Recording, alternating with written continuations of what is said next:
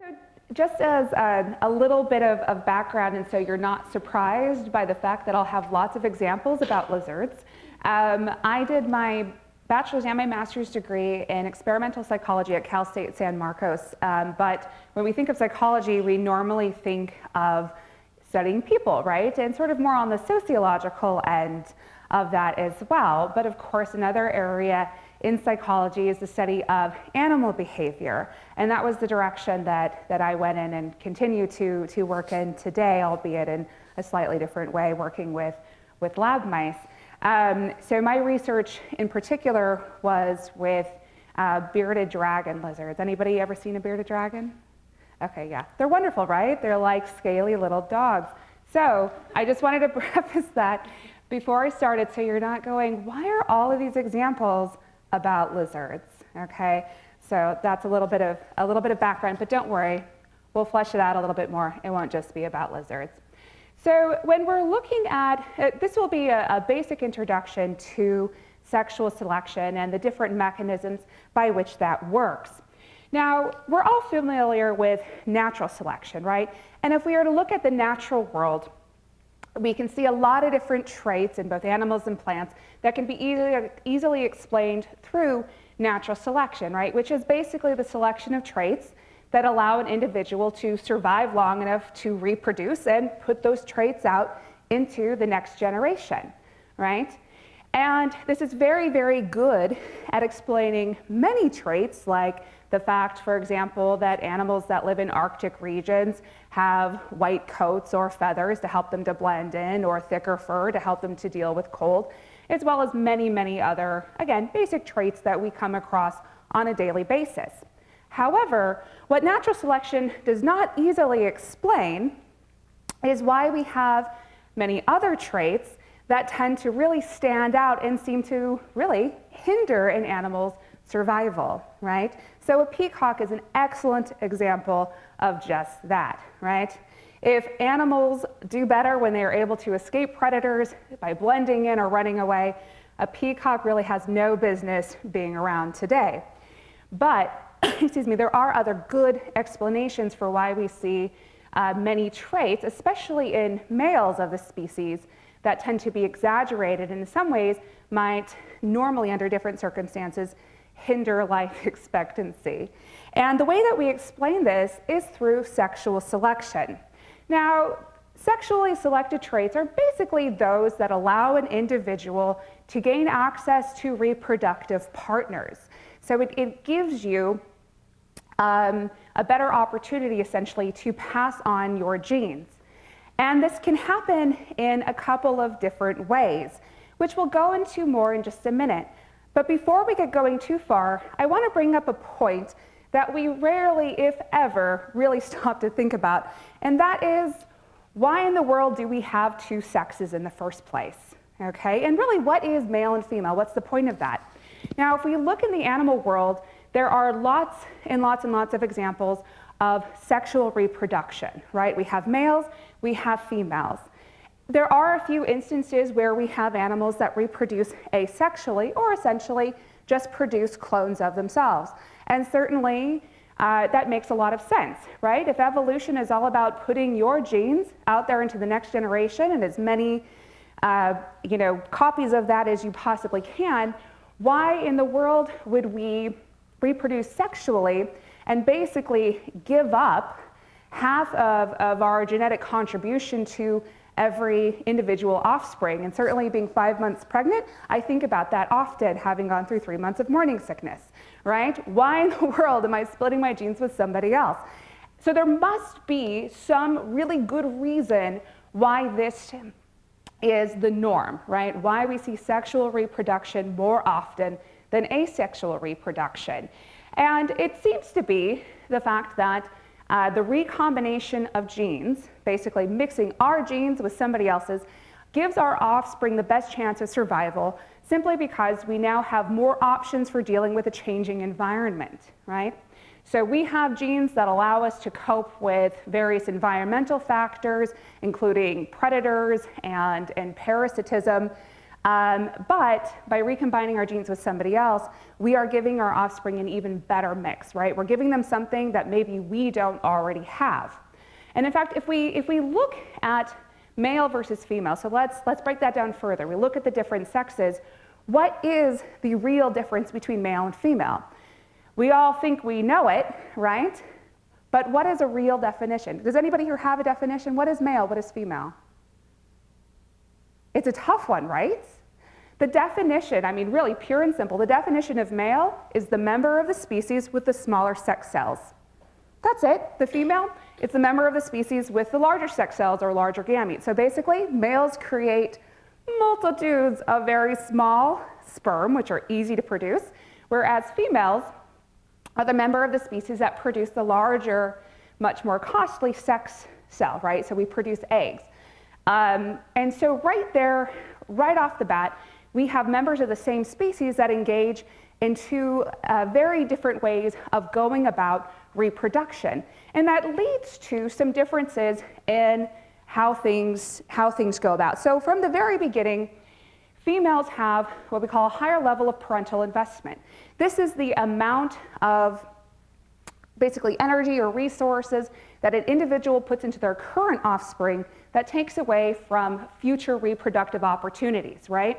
So let's look at it this way, that for humans, for example, I mean, really from the time that you get pregnant until the time that you can get pregnant again, you basically have to set aside a year of your life. So in any given year, you are only going to be able to be pregnant one time, right? Okay, males though can impregnate a female one night and then do the same thing the next, and the same thing the next, and the same thing the next day, right? So they're not necessarily limited the same way, right? Basically, a man is limited by the number of reproductive partners he can get access to, okay? And so females up front, especially when we're looking at mammals, tend to have higher levels of parental investment. This isn't necessarily always the case. There are certainly exceptions. So if we look at like seahorses, for example, males take on a greater level of parental care, and therefore we get sort of a reversal of some of these behaviors that we will be, and traits that we'll be looking at. But what this creates, though, is a difference in what we call the operational sex ratio. So the operational sex ratio refers to the number of available males versus females, reproductively speaking, okay, at any given time. Since females are usually tied up either producing or taking care of offspring, compared to males, we usually have many, many more reproductively available males than we do females. So what this does is it creates a system in which males and females have very different tactics for reproducing or for finding mates. Actually, what it does is it tends to create systems where females tend to be choosy, right? And males tend to be about competition. They must compete with other males for access to mates, whereas females usually hang back and then choose males that they want to mate with. And so in terms of, excuse me, the way that we define this in terms of sexual selection, we look at this as intersexual selection, which is usually referred to as female mate choice. This is the selection of traits that indicate fitness. And intrasexual selection, or competition between males, is more typically how we see this expressed, right? So we have female mate choice and intersexual selection, and male-male competition and intrasexual selection, okay? And so remember though, if any trait is going to get passed down, whether it's behavioral or it's physiological or morphological, that it needs to be coded for in the genes, right? So typically, genes that, or we should say traits that we see are selected for either through intersexual or intrasexual selection are good indicators of an animal's fitness, right? Or overall health and good genes. But first we're going to take a minute here and we're going to go into examples of intersexual selection first. So intersexual selection, or female mate choice, remember, is basically the selection of a male with desirable traits. And these traits should be indicators of a fit or healthy male, right? There are lots of traits that are selected for sexually. One of those happens to be size, And we do see here my lizard examples coming up. Female broad-headed skinks, for example, when given a choice between males in a forced choice test, will choose males that are larger than males that are smaller. We also see that visual display or courtship behavior is also very important. And again, in lizards, female mountain log skinks tend to prefer males that court more, that display more than males that display less. Now, the reason why these traits are important, because remember, they should be indicators of good genes or good fitness. But what does that really mean? Well, larger males are males that have been around probably longer. They clearly have access or are able to get access to food to maintain that body size. In terms of display, it takes a lot of energy, right? It takes a lot of energy to display. So think about going to a club, and let's say you see somebody that is really attractive and you want to show yourself off, so you're dancing, right? I don't know. I don't do that, so I'm assuming that's what other people do, but I certainly don't do that pregnant. But but it takes a lot of energy to display, right, to the opposite sex. So the assumption is that, this is an animal that has a lot of energy to perform these detailed courtship displays. So they probably also have access to these other resources. They probably have good genes backing this all up. Now, another trait that we commonly see is selected for through the means of sexual selection is coloration. Now, what I want to point out here, which I didn't mention earlier, is that these traits that we're looking at are oftentimes different between the sexes, right? So what we call this sexual dimorphism, or basically two different forms for the sexes. And we see this all the time, even in humans. Males tend to be taller, broader. They tend to be able to grow facial hair. Most women, at least we don't want to be able to grow facial hair. Women have fatty breast tissue, which is not the case for other non-human primates. There are these secondary sexual characteristics that allow us to identify individuals of each sex more easily, right? And so coloration is one of those that we see in the animal world that's very, very commonly displayed. Coloration is a really good indicator of many different things, which we'll get into in just a minute.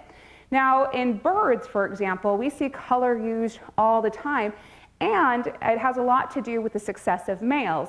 So peacocks, again, are a really excellent example of this, right? That female, there's been a lot of research with peacocks. Female peahens prefer males that have longer trains, that have more eye spots on their trains, that have more iridescence, in their feathers. In terms of, lots of other species like the female golden-collared manakins prefer males with brighter collars. So, brighter colors in species that display this, what we call sexual dichromatism, or differences between sexes in coloration. The brighter the colors tend to lead to greater female preference. Okay. Now, what's also interesting about coloration is that we find it is closely connected in many species to parasite load. So it kind of seems a little bit strange at first. Why would that be important, right? But we do definitely see examples of this both in lizards and birds, as well as other species. Animals that tend to have really nice coloration for their species, for their sex, also tend to have a decreased parasite load.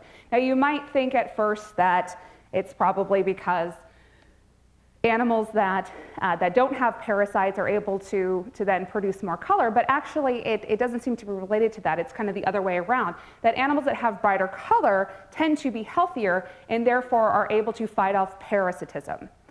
Okay, so it's not just that they are more colorful because they don't have parasites. They don't have parasites because they're more colorful, which is a really good thing. Imagine if you are being a choosy female and you are looking for a mate. First of all, of course, you want to know that they don't have something gross that they're going to pass on to you during copulation.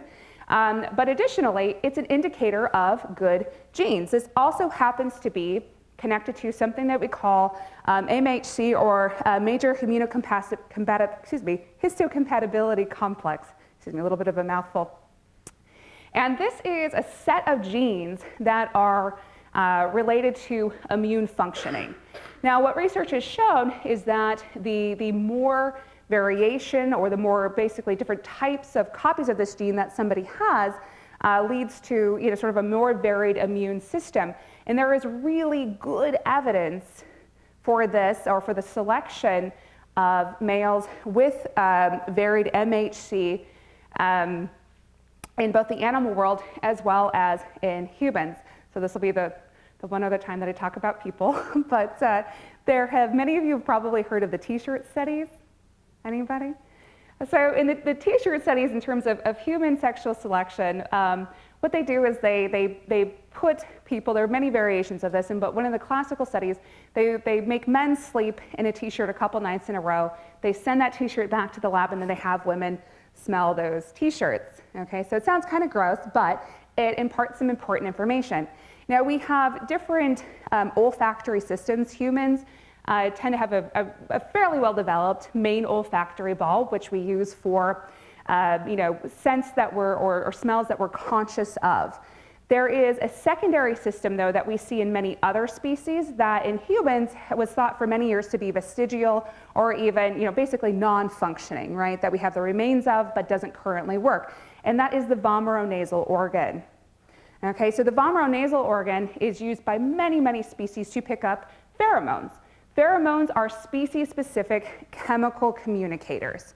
Okay, so these are basically chemicals that a species releases either through scent in their skin, or in sweat, through their urine or feces, that helps them to send specific messages to other members of the same species. Now, pheromones are oftentimes used in recognition of family members, territoriality, as well as in selection of mates. In fact, if you were to go to the wild animal park, for example, and go on a tour around the lap, or the loop rather, you would see a lot of male antelope or giraffe following females around. They bug them until the female urinates. The male sniffs a little bit of the urine, which I know sounds gross, but holds a lot of hormones, right? And what the male does is he performs this behavior called flamen. It's the flamen response, where he kind of curls back his lip, makes a funny face, right? But what he's doing is he's accessing his vomeronasal organ. He's kind of pulling that scent in. What he's trying to do is to assess her reproductive capacity at that time, right? Is she already pregnant? If she is, forget it, right? He's going to leave her alone. She doesn't smell good to him. If she is ovulating, though, right on, right? He's going to follow her around until she allows him to mount, right? And so we see this in humans, but the use of the vomeronasal organ, in humans hasn't been very well studied. However, when we go back to these T-shirt studies, what we find is that women who are ovulating tend to find the smell of certain smells attractive. And it just so happens that the smells that they find attractive are from the men that have an MHC complex that is different than their own, right? So what that suggests is that even humans are using some of these cues, and interestingly scent cues, to pick up on these genetic differences that are going to give our offspring the best chance of survival. What's cool, though, about MHC is that it's also connected to coloration. So, for example, in stickleback fish, males that have a higher number of MHC genes also have brighter coloration, and they're also more attractive to females. So color can be an excellent indicator of fitness, not only because it tells us about immune function, but we also see that it's linked to many other fitness indicators, such as male size, good body condition, the length of a display that they can perform, as well as the amount of courtship behavior that they engage in prior to breeding. So color is a really good visual indicator of fitness, and is oftentimes, again, selected for through sexual selection. But what's interesting about sexual selection is that many traits can be explained through both intersexual selection, or female mate choice, as well as through male-male competition, or intrasexual selection. Sometimes it's one or the other, and it's fairly clear. Most of the time, though, traits that allow a male to succeed in combat with other males also are those traits that are attracted to females, because remember, these traits are directly related to their quote-unquote good genes, right? These are fitness indicators. So we would imagine that these would work in both ways. Now, a classic study in intrasexual selection, or male-male mate choice, comes from Clutton-Brock and Albon back in the late 70s, and they were looking at male red deer. So to talk about male-male competition, we're gonna start with this seminal study. And what they said is that fighting is really costly, all right? That most males after fighting walk away, or many males walk away with some type of injury, right? That, and it's very energetically costly. So males need to come up with ways of showing their fitness without actually having to engage in combat. And what they found was that roaring behavior of male red deer was, basically it was correlated with their fitness, with the male's size and the male's body condition. And so males that had roaring combats were more easily able to assess each other's level of fitness, so they didn't have to engage in physical contact or combat. So one male might be a little bit bigger, he can tell from his roar. The smaller male goes, whoa, you're out of my league. I'm gonna run away because I'm gonna get hurt in this, right? And that it only resulted in fights typically when males were evenly matched, which is great. And we call this honest signaling, right? So there is good reason for an animal to basically show their true colors, so to speak, right? You wanna be able to advertise that you are big and you're strong and you're capable, and that way you don't have to spend your time fighting with others or competing with other males that you know you are either going to beat or be beaten by. So many of these traits that we see that are selected for through intersexual selection, again, are related to honest signals, are honest signals of an animal's fitness, and are therefore also selected for through intrasexual selection. Size happens to be one of them. Okay, so for example, in male mountain dragon lizards, we see that more dominant the larger animals tend to be more dominant. They also tend to have larger territories and more breeding success. Visual display is also related to this. Male Jackie dragon lizards, for example, are able to reduce their number of attacks just by the type of aggressive display that they provide. And coloration, again, is one of those things that keeps popping up, right? Because it is an excellent indicator of overall fitness. So in male ornate dragon lizards, for example, males that have larger chest patches also tend to be holders of larger territories and get to copulate with more females, right? So remember, traits that tend to be attractive to females are usually also traits that are good at helping males compete with other males, because these are honest signals of an animal's fitness. Now, the research that I conducted when I was a graduate student, again, was very odd for a psychology program, because I worked with lizards, with bearded dragons. So for those of you who aren't very familiar with these, they're very, very common in the pet trade, but they come from Australia. This is the most common species, Pagona viticeps, that you will see, although now a few other species are popping up here and there. But they come from arid or semi-arid regions, kind of in the middle of the Australian continent. And you can see here one displaying on a fence post. This is where they get their name from. Their golar region expands out, and during breeding season or physiological arousal, that beard turns very, very dark. It can turn dark extremely quickly. Now, evidence from other agamid species, or basically the family that Pagona belongs to, suggests that males are territorial in the wild. There's not a lot of really good research with these guys, period, let alone in their natural habitat. And that females tend to inhabit these activity areas that overlap with several other males.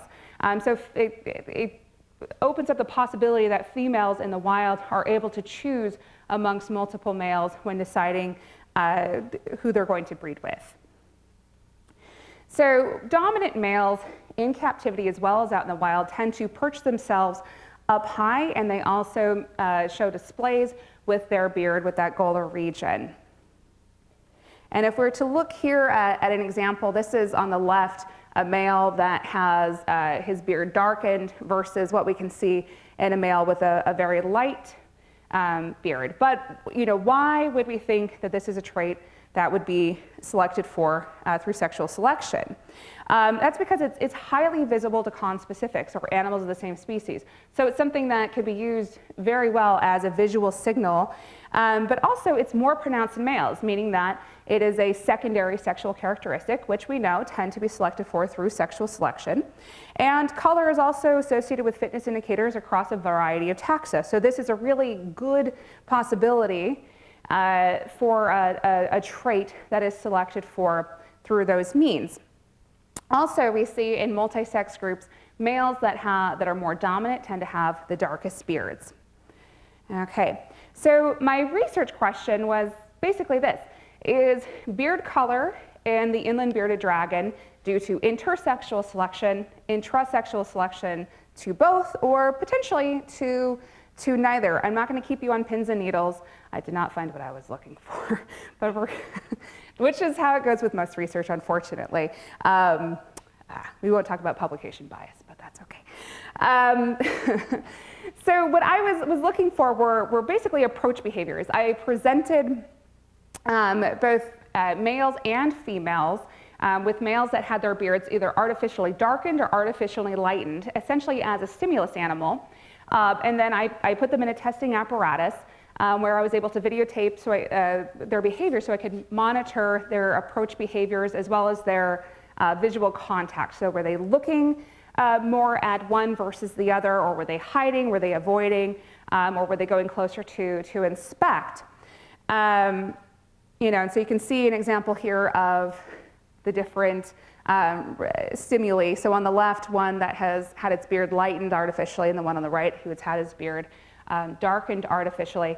And I know it looks weird because they have little masks on. Tried to explain to people what I was doing for my thesis research. I'm like, I'm painting lizards and putting blindfolds on them. Basically, this was to keep them from responding to the subject animal, so that they wouldn't display and therefore create confounding variables. So this gives you an idea of the testing apparatus. So they had an opportunity to view the stimulus male from down a runway, and then to either approach, or they had areas in the testing arena where they could actually go and avoid visual contact. Unfortunately, though, I did not find there was much approaching involved in this particular group of animals. There had been some pilot data that I had run previously, but they did not perform as I was expecting, unfortunately. But what I did find, the significant results that I did find actually had to do with laterality and lateralized eye use, which was interesting. Females didn't have an eye preference when viewing males, but males had a very strong right eye preference when viewing their male stimulus animals, and not necessarily between different beard colors. But it was interesting, and something that time permitting at another point in my life, I would love to be able to play around with a little bit more. So certainly many studies don't turn out the way that you expect them to, which is okay. In this particular study, I didn't necessarily find evidence for the sexual selection of this particular trait in bearded dragons, but future research in this area using this species could potentially be helpful. There are a lot of reasons why we could still think that it's potentially possible for this to be a sexually selected trait. But looking at certainly social or dominance hierarchies and how that might impact an animal's response could potentially be helpful, something that I didn't look at when I was doing this research initially, and maybe even looking for other potential measures of preference from females other than just viewing behavior as well as approach or avoidance. So in conclusion, to wrap this all up, there are so many amazing things to see in the animal world and in the plant world, right? In the natural world in general. And a lot of these traits that we see on a daily basis really can be easily explained through the lens of natural selection. But those that can't be easily explained through that solely, we can explain oftentimes through sexual selection. So by looking at these traits that are selected for by males through competition, or by females through mate choice, because they are good indicators of an animal's fitness. So sexual dichromatism in particular is something that clearly I find very interesting, because these differences in color between sexes, which we see across many taxa, right? We see so many examples, especially in the world of birds, with these beautiful, beautifully adorned males and these very plain-looking females. It's a really interesting area to look at because of these such exaggerated differences that we find. But it's a really interesting field of study, and hopefully today I've given you a little bit more information, maybe more than you had previously. But thank you so much for being here.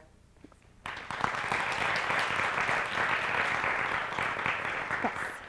Yeah, it just occurred to me, it's a little bit out in left field, but have any studies been done at all about potential sexual selection traits that might have been established through genetic drift and then later, or concomitant, then later became associated with sexual selection? Not sure how you would study that and how you tell the difference, but it just occurred to me that traits can be fixed in small populations over time through genetic drift. Yeah, that's a good question, and it's outside of my area of expertise. It was pretty far out. No, it is interesting.